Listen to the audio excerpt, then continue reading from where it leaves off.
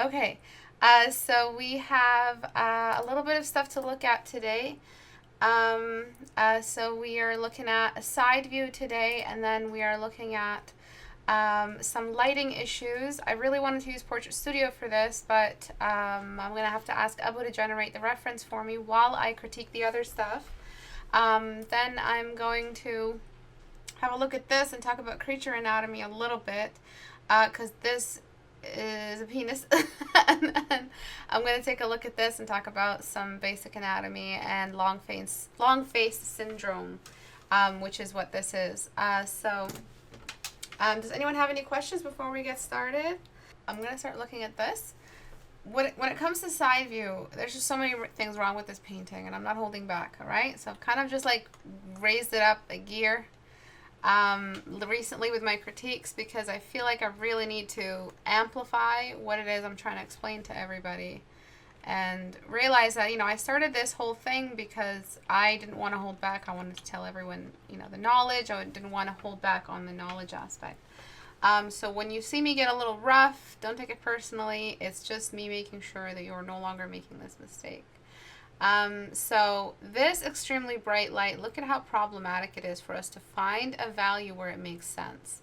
This would probably be the only value that makes sense, but it still doesn't make sense because your values for your highlights were so extremely high. So it's just so much shit wrong with this painting. You've got the background light environment, which doesn't reflect the amount of exposure on the face. And if you use a photograph, stop using magazine photographs. Stop using white backgrounds and photographs that have white backsplashes. Stop using that shit, because that stuff is extremely, extremely inaccurate and edited and just messed up. So I don't want you guys to generate a false visual library of what skin does in a light environment, because it just doesn't do this. Skin doesn't do this in real life. Skin, if you're looking at someone, I want to ask any of you, have you ever seen someone with the naked eye have skin that does this?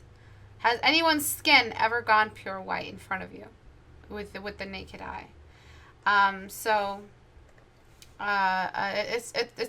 It's not what you're supposed to be recording in your mind, but it is something that you find in a reference, and you think that it's okay, and it's not. So please make sure that you've stopped with this extremely, extremely white background, that it's not going to represent skin that is believable. The only reason why you spike the nose up so high to white is because you started off with this horrid, horrid white backsplash that has zero form in it. So when we are trying to add color onto white, it won't work. It has to be gray. Try using the color layer against a white background, you get nothing. Try using a color layer on a black background, you get nothing. All the flesh, all the DNA, all of the content, all of the information, all the good shit is in the midtones. So when you are painting, paint with midtones, and a background can be a midtone. Write that back. A background can be a midtone. So I'm going to just darken this a little bit. Oh, shit. All right. Just to correct the nose. Alright, so apart from that, you're trying to develop some pretty good skin, and I think you have a good hold over the skin. I think the skin looks great. But now that I have to darken it in order just to make this match, you've kind of just lost everything, really. So I'm going to saturate and darken, saturate and darken, and I'm going to try to shift stuff over into pinks so that we don't have to stay so dark. And then decrease the saturation. So this is why I provide too much and then I just step backward. Alright, so this is where I'm going to keep it. I'm not going to try to do anything else. I'm going to lighten the background just a bit more just to find some middle ground. Okay, so this is a pretty good mid-tone set. I'm going to start off with the nose. The best thing that you have about this is the nose, because oh, sorry, there's a dog outside. Because you cut the anatomy of the nose in half. So what you're supposed to be doing is cutting the anatomy in half for every other part, for every other aspect of the painting. But you're not doing that. Sorry, I don't know where that dog is coming from. I don't have dogs in this area. Okay, so filter, liquefy. So the less you see of the eye in side view, the better. Write that back. So when you are looking at the eye from the side, you guys paint the eye from the side as if you've, because you guys only know how to paint, some people only know how to paint the eyes from the front view, you are trying to still use front view to interpret side view, and it just doesn't work like that. You have to cut everything in half. So I'm cutting the eyelids straight in half. I'm just going to have only half an eyelid, and I'm going to raise this lash line so it represents that. Then I'm going to show the lens of the eye, and I have to completely get rid of this because the less we show, the better. The side view of the eye should be the lens. The lens should be on the side, not the far corner. This isn't 3/4 view. 3/4 view, you can still see some of the inner corner of the eye, but for side view, you don't see anything. So the less you see in side view, the better, because you have rotated. So can someone explain rotation? What does rotation mean? So I'm just tucking this in a little bit further. I'm doing that.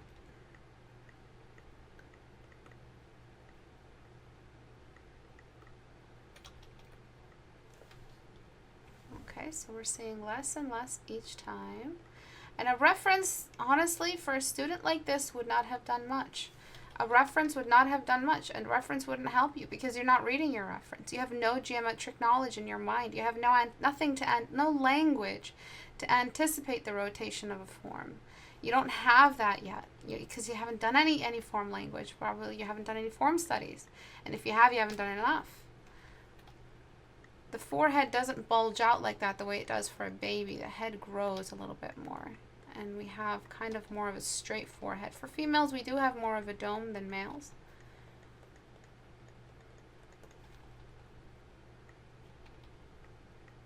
Right, the eyebrow is much higher, and because the eyebrow line is synced with the nose, we carry this line all the way up, so the eyebrow ends up sitting out here.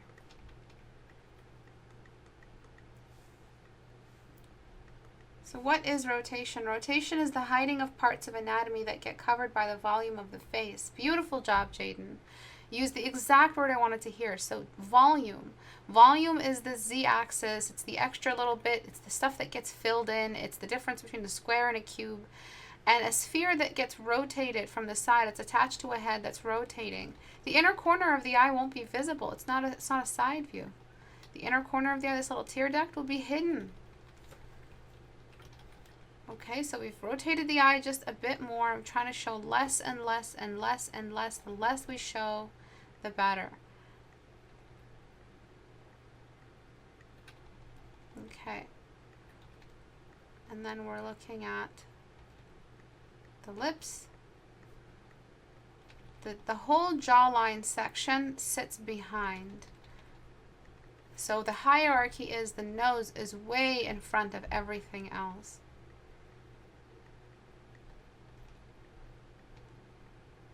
The upper lip is higher than the lower lip. If sometimes people have a lower lip and a whole jawline that kind of sticks out a little bit further. Some people's teeth fold perfectly on top of each other. Some people have an underbite. Some people have an overbite. You just have to ask, what am I doing with the props, which are considered props? I'd consider them props. Stuff that we accessorize the scene with, and the stage would be the face. And accessorizing and changing the measurements of a feature is like adding accessories on a stage. You're staging the character. So how would you stage the character depending on their characteristics? A heavy jawline, I'd use it for a more masculine female or something more of a tomboy. Whereas an upper lip, like they did in Disney, like they overdid in Disney, Maui, that disgusting upper lip, that overbite that they think is so cute, and they're using it everywhere, and they have their templates for everything. And they should seriously cut that out. It's disgusting. Overuse of overbite in Disney is just, I don't know why they're even doing that still. But they did it and they think it's cute and they kept it. But there's more than one way to characterize, And an underbite might be really, really interesting. which is why I appreciate DreamWorks style so much better, because they actually experiment, they actually mess around, and they come up with beautiful characters. But Disney tries to stay a little bit safe, and they think that it's just okay and like kind of novelty to have all their princesses look the same. But kind of sticking out this little jawline ahead, to see what it did to the character. She kind of just feels a lot more athletic. Just sticking out her jawline a little bit. Not everything has to be cute. Of course, we do learn the cute. So the nostril needs to be a little bit bigger, because it does kind of reveal its shape. And then we need a lot of space between the chin and the neck, like a whole ton. And then you have the cranium. You have the inner tuck here. But yeah, I'm really, really sick of the Disney overbite. Like, I don't know if I talked about this before. I need to do like a podcast where I'm talking about the shit that is on the, like, real stuff that bothers me. And it's usually the weird stuff, honestly. I'm just tucking all this back. Showing less and less with the eye. So the less you show of the eye, the better. Cut the eye in half. It's all about simplicity. A lot of you think you need to understand major awesome rotation, but the entire time you realize I needed to paint less. I needed to put less in there for me to have more. Doesn't that piss you off? This whole time that's what's been, keeping you. So before, after. You force the view of the front eye. I can't blame people for laughing at the before. I mean, you're laughing at the before, whoever you are. I know you are. You can't blame people for laughing at that, because you just completely painted skin tone to be so believable. But you also told us that this is a, you painted a deformity. And I'm not laughing at deformities, but the before and after is quite different. So before, after. Look at that excessive exposure. It's the sass on the bus.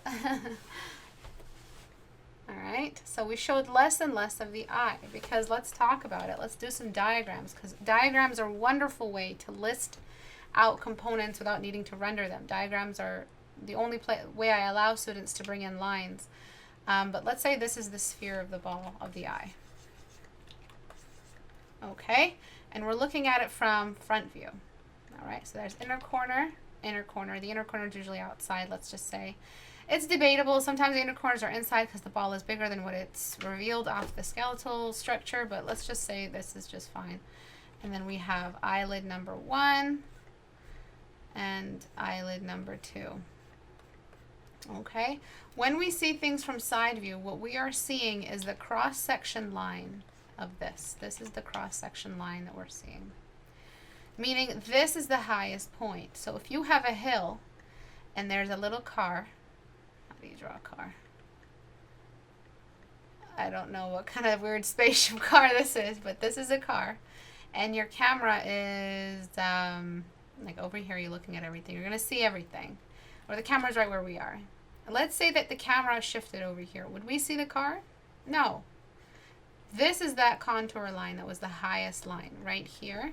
Also right here. So the less we see, the better, because that means we had an accurate representation of the volume, that vertical volume out. Goddamn stupid dog. So distraction. I'm sorry. Okay, so we have okay, I got way thrown off. What was I saying? Yes, so it's an accurate representation of the volume, because things moved up and things hid behind. So if you, this seems very simple to you, doesn't it? So why the heck wasn't it that simple to interpret this? You guys need to lay off the subject and think more object. The subject is a distraction. The subject is elusive. It'll tempt you into drawing this stupid stuff. It'll tempt you into drawing this. Or this. Or this. Or this. Alright? The subject, this ends up being specific. It ends up being situational. It ends up bringing in your line dependency. It does not work with an accurate visual library if you have one. on form. This is not real form. How would a square eye turn? How would an eye turn without inner and outer corners? Not everybody who's badass has this kind of eye shape, and this is just plain laziness. So you guys, if you are having trouble rotating the eye, it means you are not thinking in volume. The difference between this and this extra little bit right here is this extra little bit right here inside the sphere. Okay, so sphere, line, and then the inner parts, those inner areas of the sphere. All right, Z. Actually, it's not Z all the way. Z is inward. There's another one. Okay, so that's why you had trouble today. That's why there is such a big difference. Your skin tones look great. I'm sure you paint an eye from front view very, very well, but this is unacceptable. Tommy, you know what to do. Tommy is our executioner. Alright, so I'm just showing less and less and less and less. I'm trying not to show off the inner eye. If there is a tiny little set representation just in there, nothing too extreme. This person is looking down.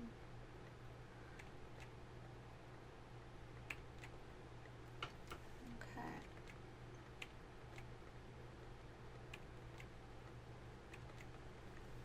Alright, so don't worry about the dog. Oh, okay, good. Should the pupil also be cut in half? The pupil doesn't get cut in half. Remember that, okay, imagine this is the dome and this is that valley where this lens and all of that stuff is. The pupil is actually in here. And the iris is more like dished. Okay, so it's inward like a bowl. You know, like a bowl. There's some noodles and I'm really hungry. So you got your little bowl. And then on top of it, you have this film, this lens that they peel off when they're doing surgery on you. So this little lens right here is just a see-through dome, like the dome in Homer Simpson movie. This little dome right here, you get to see half of it, but you also see the inner dished area. So you don't see, when you see an eye from side view, look, front view is perfect circle. Side view, you have to show that it's dished in, just like that. Okay, and so you see that, and then from side view, you see something like this, where the dish actually hides a great deal. This would be really, really great to show you like on a cat. A cat's eye does this. All right, so this is exactly what happens. This is actually see-through. It's just not that see-through, but this is typically what happens. Okay, so you see that get pushed in. You can get away with this. You just can't get away with this. I mean, you can get away with this, but you can't get away with this for side view. This is not good for iris pupil sizes. Okay. Is the ear accurate? I don't want you to worry about ears. I don't think you're in a position where I'm telling you go look up ear anatomy. I don't think that it's good for you to be wasting your time on ear anatomy. You have a lot of time ahead of you to deal with this form. You have a lot of trace over diagrams. If you guys don't know what trace over diagrams are, please go to the video. Here, let me try to find it for you just to make it easier.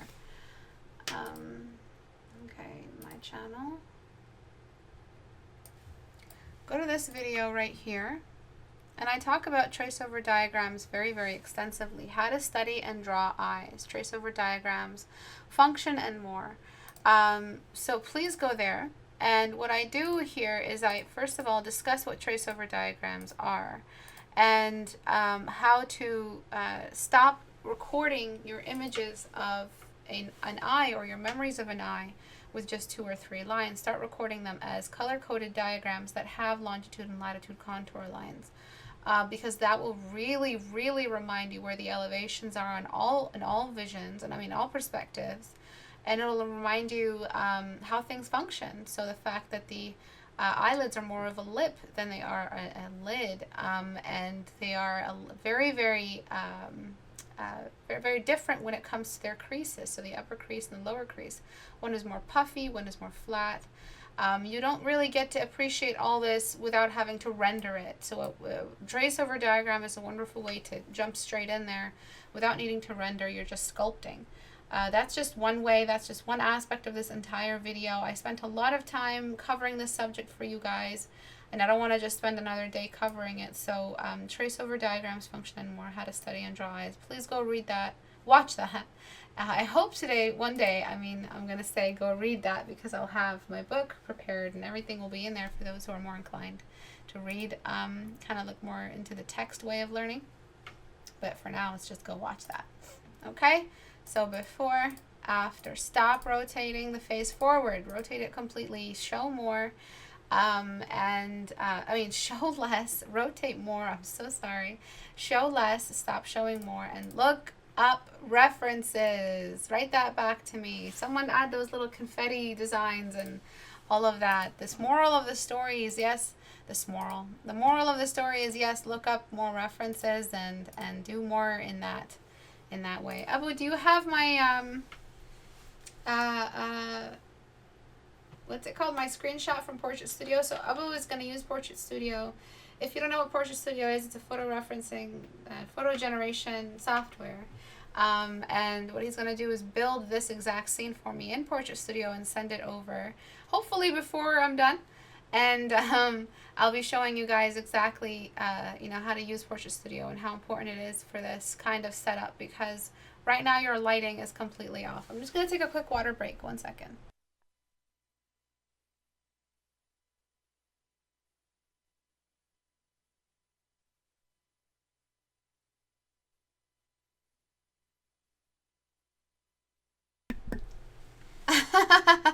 Take a look, everyone. Look up references. Whee! The clapping. Exactly. Please look up references. Know how to read them. Okay, so let's talk about the Venus. The Venus. This Venus here is not. It's not working out. Not just because it's a jokey, familiar shape, but because what's happening here is that you're trying to build a creature, but you're not thinking about function. You're just thinking about freaky.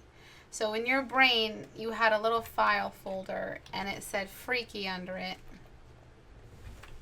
And in that file folder,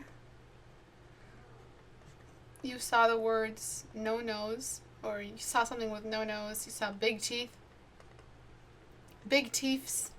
Then you saw no eyebrows. So you got things right with the face, but then a creature design has nothing to do with this. Alright? What's left? Nothing. Look. Nothing is left outside of the face. And you think we're not going to notice that. You think that's okay. You have such an amazing light environment and such a wonderful setup, but you have whatever this is happening here. If he's hunched forward, does that mean that his arms are big? What does it look like from the side? So we've got, what is the main gesture for this character? Does he have a long tail? If he's hunched forward and he has large upper body, does he need a large lower body? His lower body is probably very small. Alright, and then he has that necklace kind of upper body shape. It looks like he can't even turn his head. So I'm going to give him a little bit more of a jawline and a neck kind of joint right here. And I'm going to show off kind of how big I would consider his arms to be. So he's kind of leaning forward. This is just my thoughts. Oopsie. Leaning forward like an ape. Alright. Just something like that. And then the gills, whatever these are, if he's a sea creature, and he needs these gills, I'm not sure if they're gills or if they're scales. If they're gills, I would add in this little really, really strong fin right over here. That's good for swimming. Webbed feet, longer tail, aerodynamic otter-like body. Otters have very big upper, small lower. And then you have the other option, which is not gills. You have kind of like the scales. So he's like has a stronger hide. So he's more of a heavy. I really wouldn't give big teeth to a creature that has armor, because the creature that has armor is usually the herbivore, and the creature that has teeth is the carnivore. And the creature with the teeth, me. The creature with the teeth would be the carnivore. It would be more athletic, more muscular, more less worried about armor because it's got claws, it's got a way of defending and killing. It doesn't really need to defend itself from larger creatures, so it wouldn't need to have that low hanging body with the very, very heavy top armor and the small little head. You've drawn a turtle without the turtle shell. This is Turtle Boy. What you need to do is adjust his body to seem more athletic. So you've done a complete creature design close-up, but where is your where is your work? Where is your blueprint? Did you even have it? You give us these pectorals that are very, very male, very human-like. I'm trying to think this is maybe a furry, and I made a mistake picking this. But please consider measuring out the body type. Please consider thinking about where you're coming from when it comes to the function of the creature design. A creature can be sentient. A creature doesn't have to be completely stupid and not, very unrecognizable. He looks like he's got thoughts in his head, but he also looks like he's rogue, he's crazy, he can be mad. So what I would start doing is just showing off how aerodynamic he is. Starting off with that. I don't want him to look like a turtle, so I'm going to get rid of a lot of that dome-like shape at the top and give him more of an aerodynamic design, something a bit more scary. I'm going to tuck the eyes in even more forward. So he's looking forward, his eyes are not on the side. If he looks forward, if both eyes are beside each other like a cat or a wolf, that means a hunter. Forget what that's called, bifocal, or I'm not sure. Alright, a side view eye right over here. I'm not sure what's happening here. I'm trying to make him look less and less like a turtle. His jawline and neckline seems to be okay. I'm also going to show that the teeth are kind of spilling out. He's got a very, very strong jaw. So if he bites down, you're screwed. He's still the same dude. He's still the same dude. He's just getting an upgrade. I'm going to lower down that cranium and kind of use my... I'm going to try not to need the transform tool. I'm going to try to do it all with liquify. And I'm going to just give him more of an angry tilt down for the eyes. Spilling some more teeth out. So now that we completed that part of the body where we have really nothing else, now you see that the canvas wasn't well framed, was it? This isn't my fault. This isn't because the edit I made. This is because of you not planning out your design. If you had planned it out, you'd know that you need an arm just around here or an arm just around here. Kind of, he's just standing there, kind of looking at stuff. Just like that. Maybe that would help kind of fill in this entire space. So you'll have all of that musculature or whatever it's called, right, where it needs to be. And you're done. This would be the other hand in the back, kind of with fake atmospheric perspective. You can also make him leaning forward a little bit more. So he would be leaning forward and the background would be back to where it started. This all is much better for the read, much better for the creature design, because you've actually considered its function. A simple little edit does so much for the creature. Because before it looked like a turtle penis. Really cute. Looked like a Bulbasaur. Not Bulbasaur. Yeah, Bulbasaur. Bulbasaur or what's his name? Blastoise. Something in between the two. Is his name right? Blastoise? I don't know if I'm remembering stuff right from my childhood, but... Okay, it's just not scary enough. It doesn't look like if he bites you, you're done. It looks like he has very tiny legs. He can't shift his head. He's not really a good hunter in that he has no neck joint. He's kind of a little turtle. He's looking for his shell, and he's very lost. Here he looks like a prowler. Reminds me a lot of the creature from Stranger Things. In creature design, the hierarchy of your priorities would be the first and most important priority is function. Every story, everything, the most important priority obviously is story. So story would be outside the design. Story is all writing, anything above. Anything beyond this point has now started as application of design. So if the story didn't design the character for you, all they said was it was a scary monster and a hunter and it eats people, then you as the designer have to think about predator. So function is the most important meal of the day. And then we have what comes after function. So after you've decided that the character has this kind of role to play, the character is going to kill this many people, the character is this invincible, the character requires this kind of weapon to kill, the character has, the creature is not necessarily evil, but it is very strong. It's a ground creature, it's got very strong legs, it can swim fast, or does it run fast? Because it can't have both. What is it capable of? And that all comes with function. What is it capable of? The function should be represented in the blueprint and the silhouettes. So you have weight distribution. Really, function is the only question. Everything else is just a stretch from it. So weight distribution, silhouette studies, environment studies. What kind of environment and habitat does it come from? What kind of colors and scales does it have? So function is all and everything, and you can't do that by drawing the creature for the first time in the same day you did the masterpiece. You can't do that. You have to design the creature a little bit more. What is the creature all about? What does the creature do?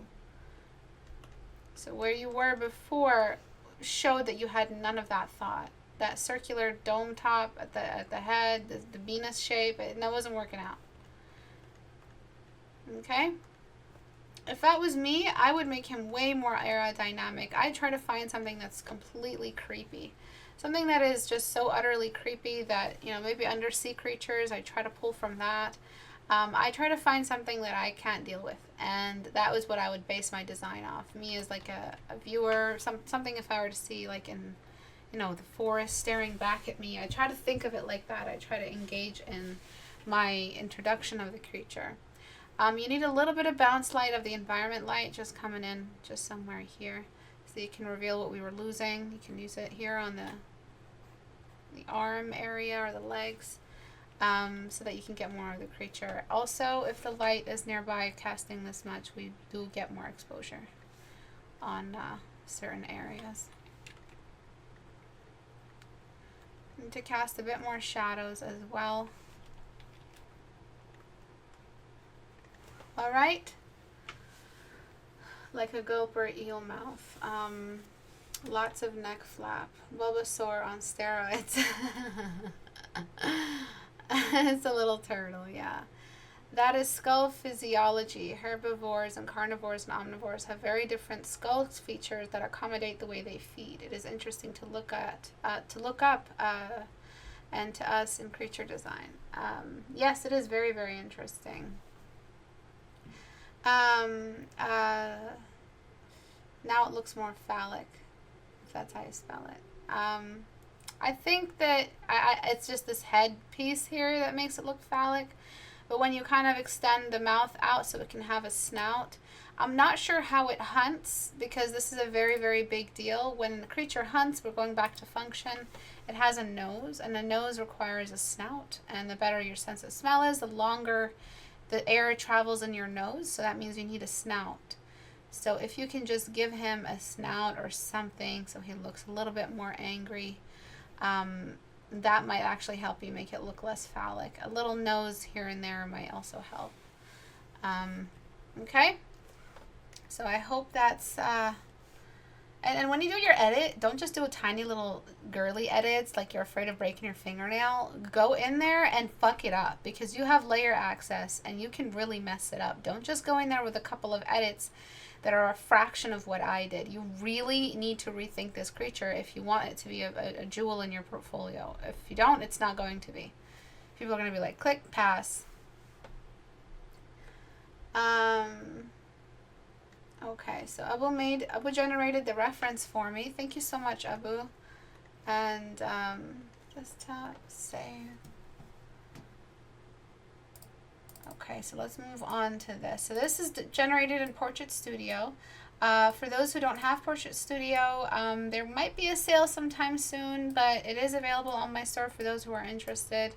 But for those who have Mac, I just want to let you guys know that we are working on the Mac release, hopefully very soon. But iOS did something recently where they took yet again another major component of graphics away from their programming or something.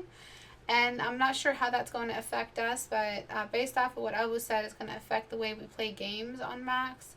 Or not me, but other suckers. And that's what's going to happen soon. So we don't know if that's going to put a wrench in our development, but I don't know. But if you guys want all the details on the ETA and whatnot, Abu has all that information as well. There is Wine for PortraitStudio to use on Macs, but it's not something that we support. It's not something that like we support in the way we develop PortraitStudio. So you might want to not do that if your computers can't handle like high graphics in a game or something like that. Mac GPUs are really, really weak. Okay, so what you did here was you put the light right in front. Actually, Abu, the light is right above the light is right above the forehead. Do you think you can adjust that for me really quickly? It's going to be very similar, but the light is right above the forehead. I'll talk about the before that. I'll talk about the rotation first. So the lip corners are way off.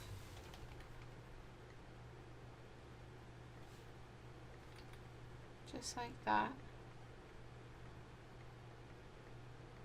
We need to show that swell of the lips.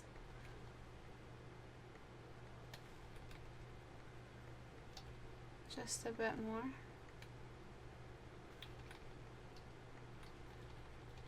Okay, so if you don't do any form studies for lips, please start on that.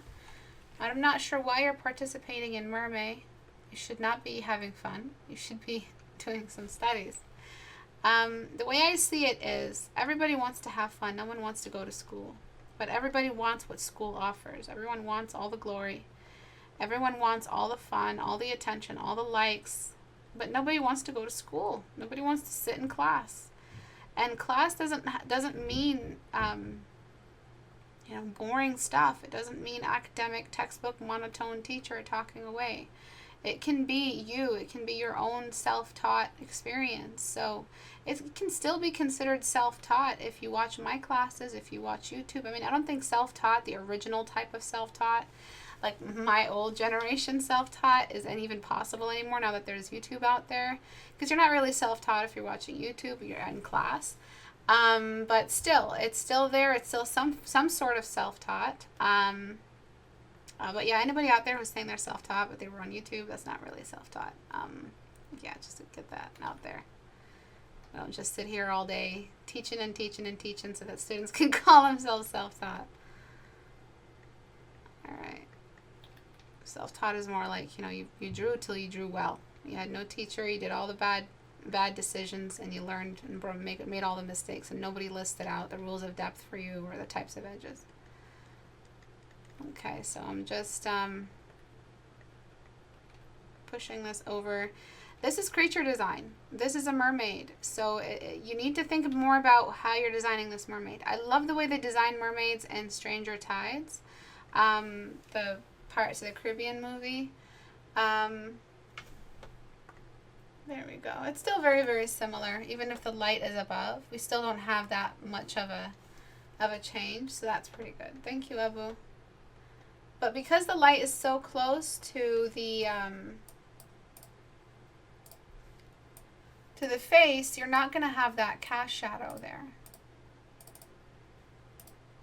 Okay, so I'm kind of just fixing the mouth.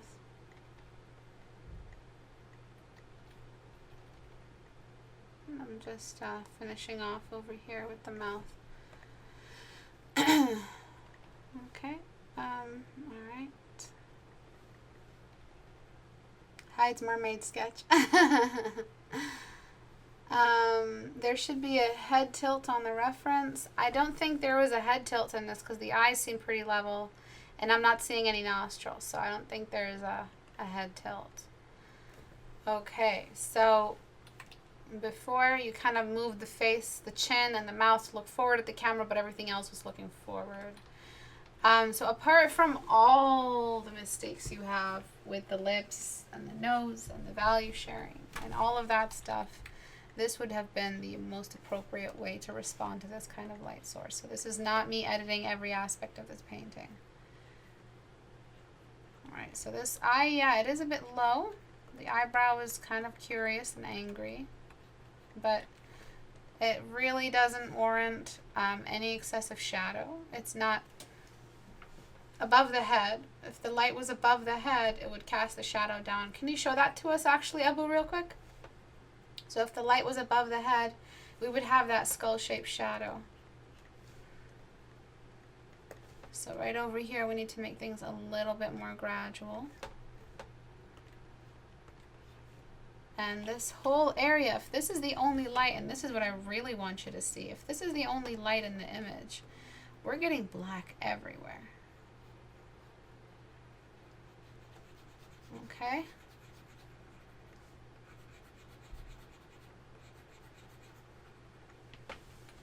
So we are radially shifting this down.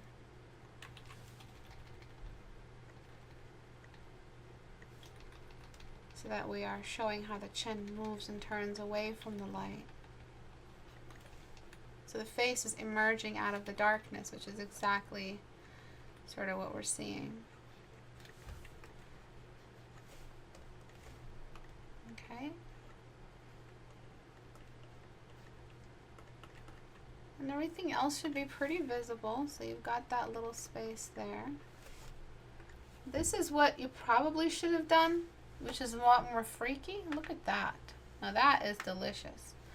I love shadows like this. And this is if that little light piece was above her head. This is the shadow you were using, but it wasn't the light source you were using. It was head on. So this whole area here, she really wouldn't get all these creases because the light would just be shining on them. So I think this would be your biggest mistake today, apart from over sharpening the lip edges and kind of a little bit of an off rotation on the eyes. You really needed to make the face feel like it was emerging.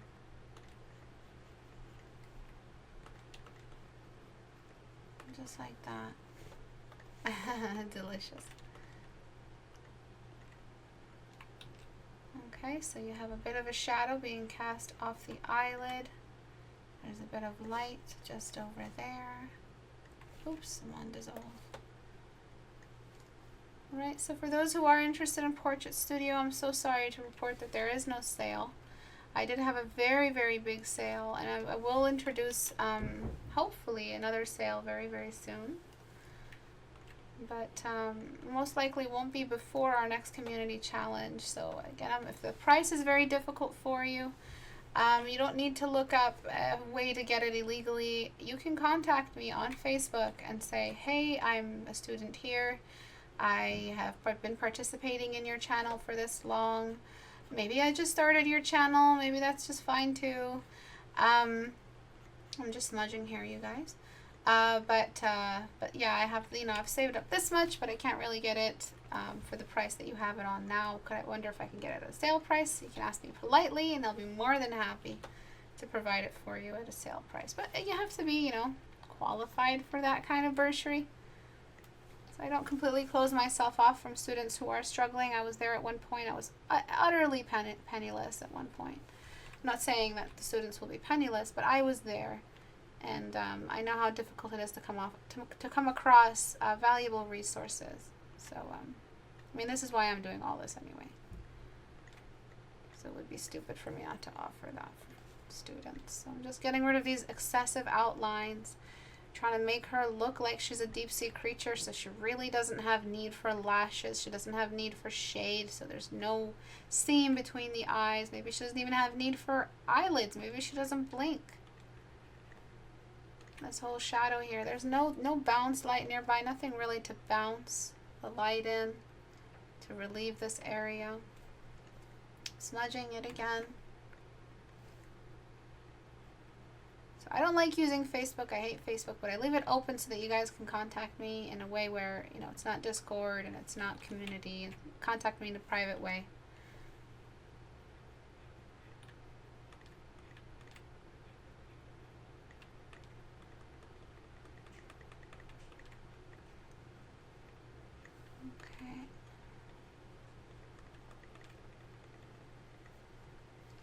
So I'm just trying to sculpt it in this exact method.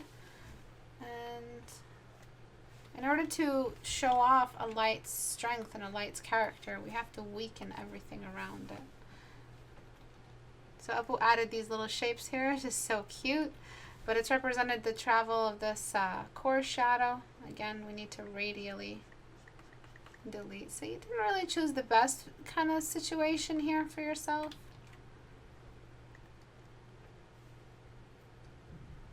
Istebrak is my actual name. I know it may come across as something made up or some stupid furry name, but it's my name. The lower half of her face is darker than the upper half. And that's because the upper half is closer to the light source. And now that we've done this, you can start thinking about what's her texture as a creature. What is she made of? She can start having some more, you know, actual scales you're showing off. You can make this really, really shiny. So Abu, can you set this up again and increase the specularity on the portrait? So that we can see what a shiny face does in this kind of situation. And this is all good with PortraitStudio. So I'd open up mine, but I have to do these really, really quickly. So Abu's my assistant right now. He's just making these for me. I wish I could show you the process. But I'm just following the reference here. No value sharing on the side. A little bit more.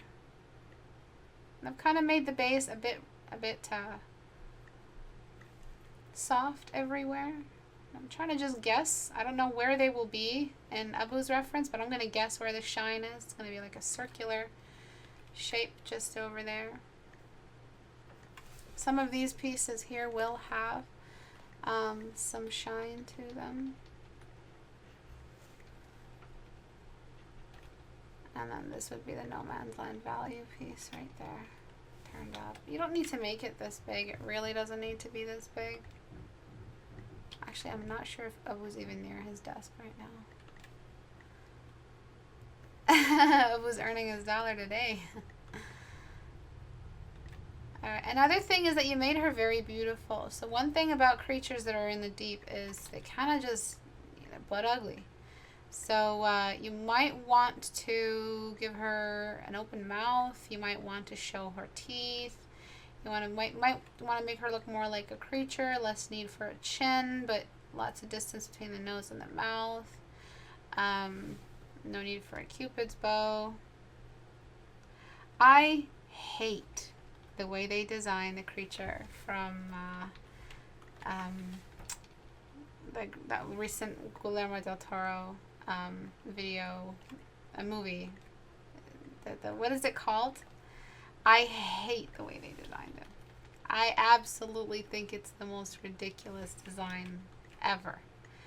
It is, but yeah, it's just horrible. But yeah.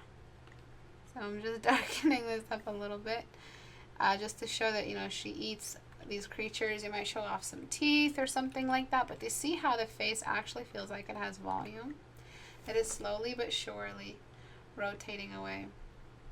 Shape of the water, thank you. I hate the way they design the creature in that. So you've got a lot of shine here, a lot of shine here, and a lot of shine here. All right, so let's do it. Let's do this.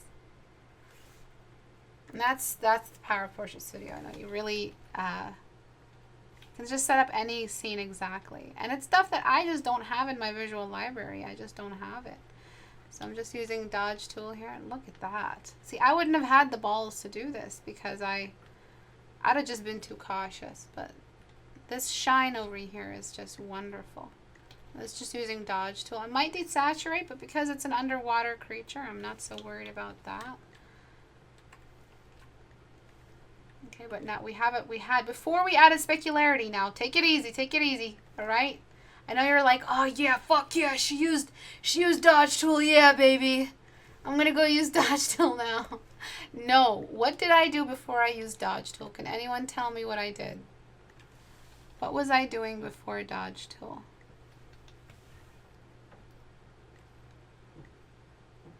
Thank you, Abu, for these wonderful generations. It's just awesome. Thank you so much for your help. And thank you for building it. I just strolled up to Abu one day. I was like, hey, yo, I have this idea. You know, I want to see like the camera rotated. I want to see that we can change shit on the face. And I want to just be able to do all of that. Take pictures. Change the camera, change the lighting, move the model, edit the model. And he's like, okay. 2 hours later, he comes back with a prototype.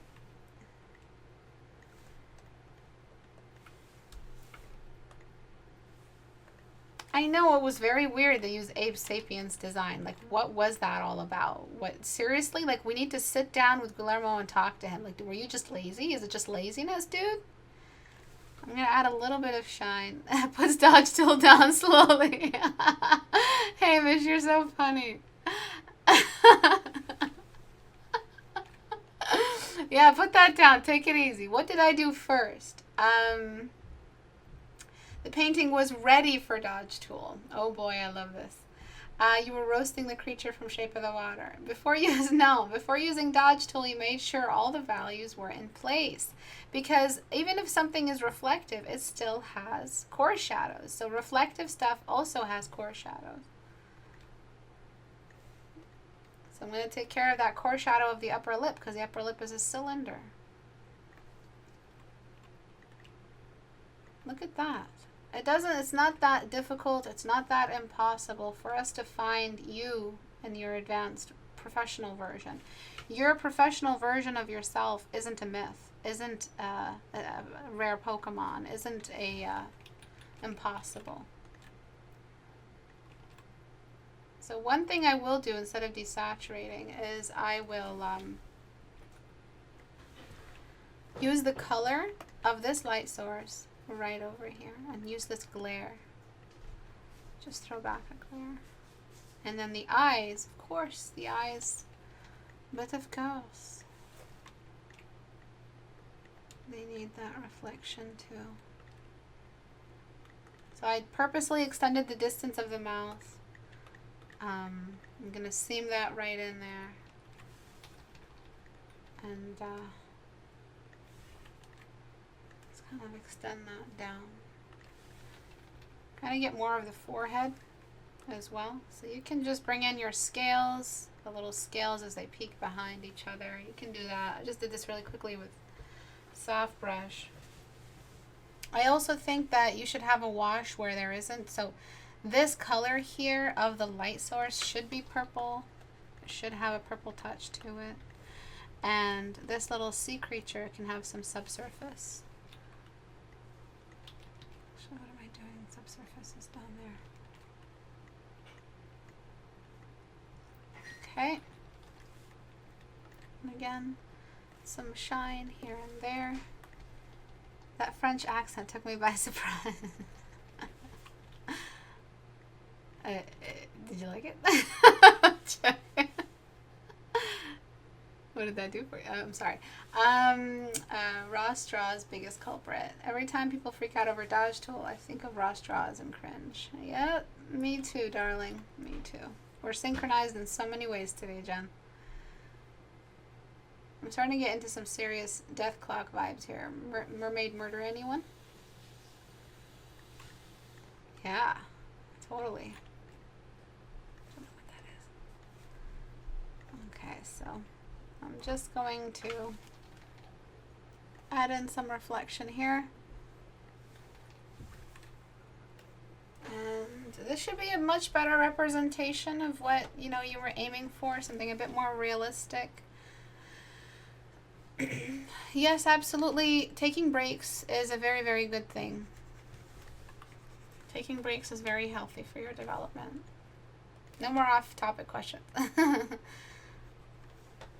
You guys can submit discussion questions on the channel, on the community. One thing I really want to do is just in this entire area, there's like a little glare. Just like an accumulative combined reflection back from all these units. Just like that.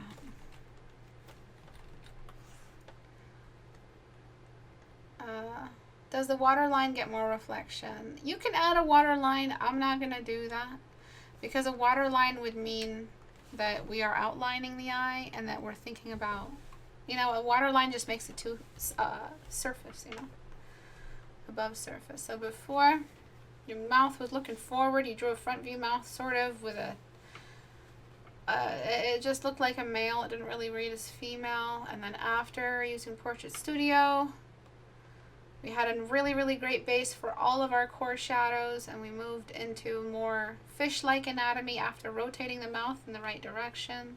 It's still very soft. I'd go in with lots and lots of scales. I'd draw in all kinds of veins. I'd show how, you know how translucent underwater creatures are, like, you can see their insides? So translucent underwater. So I would kind of just show something like that off. Maybe just some veins or something, anything really. Maybe she has some subsurface scattering on her.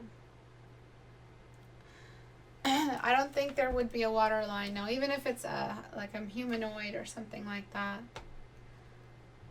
So before, after, every before and after is capable of this kind of change if you apply the right kind of referencing. So you have to get past that it's a weird little cube train and it's a basic model. You have to get past that and see your vision in the PortraitStudio image that you made. What you make in PortraitStudio doesn't always have to be exactly what it looks like in your piece. You use it as a supporting item. Okay? So I'm just going to flatten and finish that off for today. And then long face syndrome. Very, very simple correction for today. It's a very, very dark piece.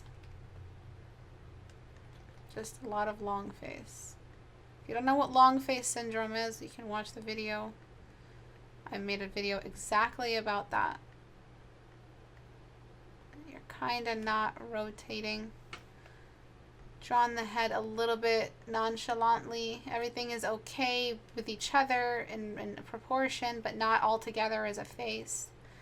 And that's usually what long face syndrome is. Usually they draw very, very well, but only in, you know, pieces. Usually long face happens also because they forget about jawlines and cheekbones and just actually widening the face. Okay, so this might help. Kind of looks like Winter Soldier now, whatever his name is. Okay, so before, after, and then the color of the reflection on his skin should be the color of, on his face, should be the color of the ground. Whatever that is. I'm not sure why he's so pink.